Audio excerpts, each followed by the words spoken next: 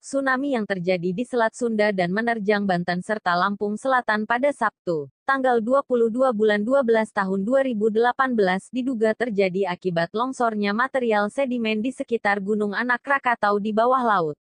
Badan Geologi mendeteksi pada pukul 21:03 waktu Indonesia Barat Gunung Anak Krakatau mengalami erupsi kembali dan menyebabkan peralatan seismograf setempat rusak. Saat itu, Seismic Stasiun Sertung merekam adanya getaran tremor terus-menerus namun tidak ada frekuensi tinggi yang mencurigakan.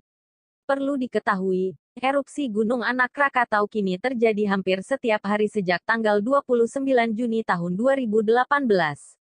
Setelah Gunung Krakatau meletus pada 1883 hingga sebabkan tsunami setinggi 40 meter, sang anak lahir setelahnya. Akankah Gunung Anak Krakatau ini tumbuh sebesar ibunya? Pada ledakan tahun 1883, tubuh Krakatau hancur, namun pada tahun 1927 terjadi rentetan semburan air laut ke udara. Gunung Anak Krakatau lahir ke permukaan pada tanggal 15 Januari tahun 1929 setelah 2 tahun lamanya mengeluarkan semburan tersebut. Anak Krakatau ini tumbuh pada kedalaman 180 meter. Saat lahir ke permukaan, pada tanggal 20 Januari tahun 1929 tinggi pulau sudah mencapai 1,5 meter dengan diameter 4 meter. Dalam majalah Geomag milik Kementerian Energi dan Sumber Daya Mineral, (ESDM), edisi tanggal 29 September tahun 2011 disebutkan, pertumbuhan Gunung Anak Krakatau terbilang cepat.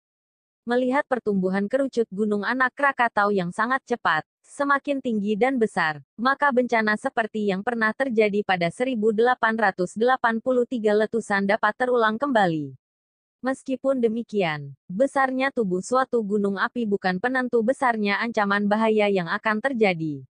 Ancaman itu meskipun masih jauh di depan mata, tetapi apabila hal tersebut benar-benar terjadi, maka bencana itu akan melanda kawasan Selat Sunda. Demikian laporan yang tertulis dalam majalah tersebut.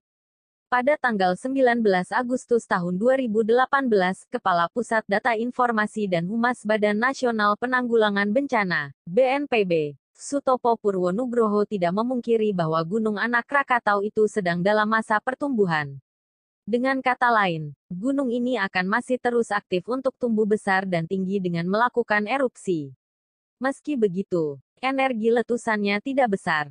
Sangat kecil sekali peluang terjadi letusan besar seperti letusan ibunya yaitu Gunung Krakatau pada 1883. Bahkan beberapa ahli mengatakan tidak mungkin untuk saat ini. Jadi tidak perlu dikhawatirkan, tegasnya. Sejak munculnya Gunung Anak Krakatau 1929, para ahli gunung api mencurahkan perhatiannya dan bahkan khawatir kemungkinan akan terjadi kembali letusan besar seperti 1883.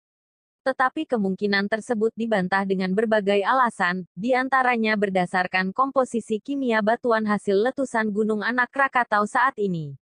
Bemelen, 1949, berpendapat bahwa kemungkinan letusan katastrofis dapat terulang kembali apabila komposisi kimia batuan hasil letusan berubah dari magma basa (SiO2) rendah ke magma asam (SiO2) tinggi.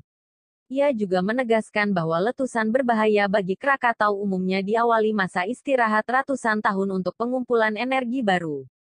Seperti telah diterangkan sebelumnya bahwa pertumbuhan Gunung Anak Krakatau sangat cepat membangun tubuhnya dengan endapan piroklastik dan lava. Dari beberapa aktivitas letusan tersebut, terutama dari setiap letusan magmatik, diambil sampelnya untuk dianalisis kimia batuan.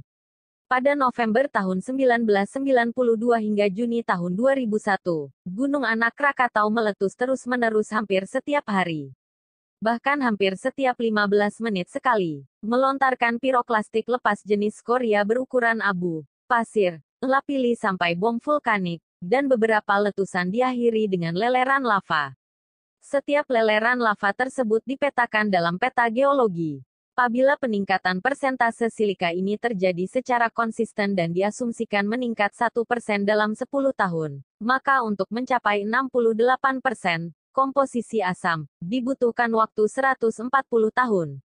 Bamelen menegaskan bahwa letusan berbahaya bagi Krakatau umumnya diawali masa istirahat ratusan tahun untuk pengumpulan energi